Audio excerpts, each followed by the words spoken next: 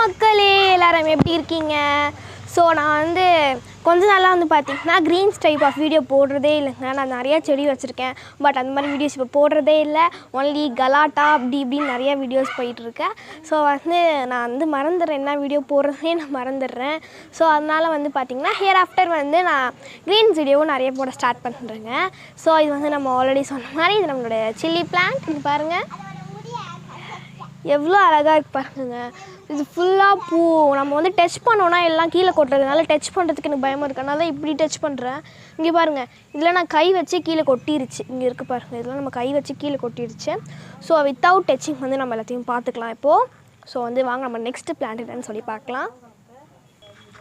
அதுக்கு முன்னாடி நீங்கள் நம்ம சேனலுக்கு புதுசாக அப்படின்னா மறக்காமல் எல்லா வீடியோஸ்க்கும் லைக் பண்ணுங்கள், ஷேர் பண்ணுங்கள், சப்ஸ்கிரைப் பண்ணுங்கள், பக்கத்தில் இருக்க பெல் ஐக்கானை கிளிக் பண்ணுங்கள். உங்களுக்கு ஏதாவது டவுட்ஸ் இருந்தால் கமெண்ட் பாக்ஸில் கமெண்ட் பண்ணுங்கள். வீடியோ ஸ்கிப் பண்ண வைப்பாங்க. வாங்க வீடியோக்குள்ளே போகலாம்.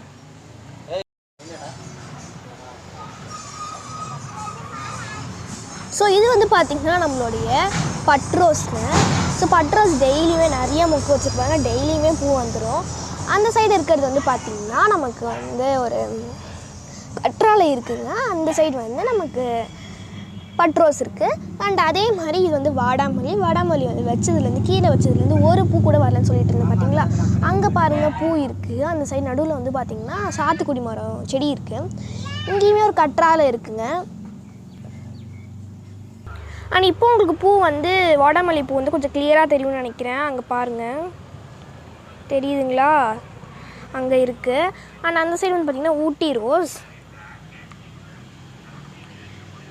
நான் டெய்லியுமே பூ வச்சுருங்க.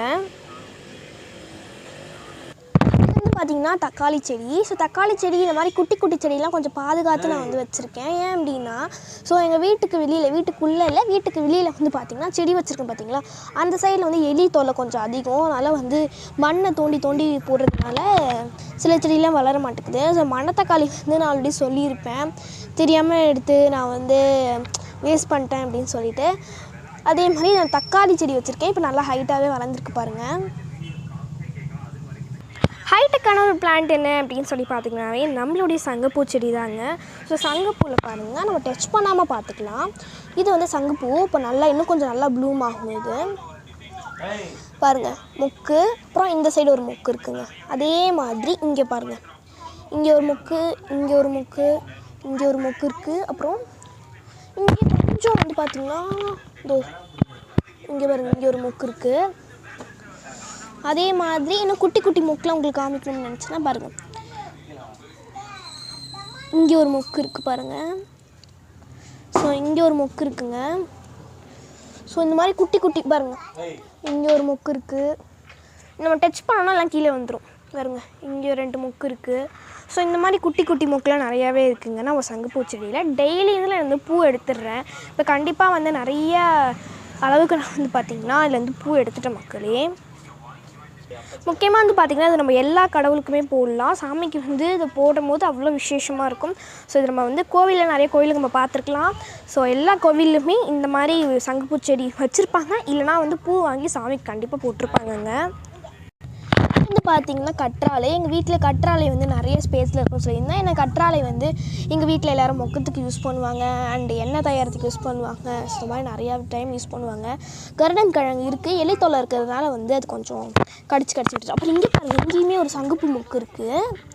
அதுக்கு கீழே பாருங்கள், இந்த மாதிரி நிறையாவே இருக்குங்க.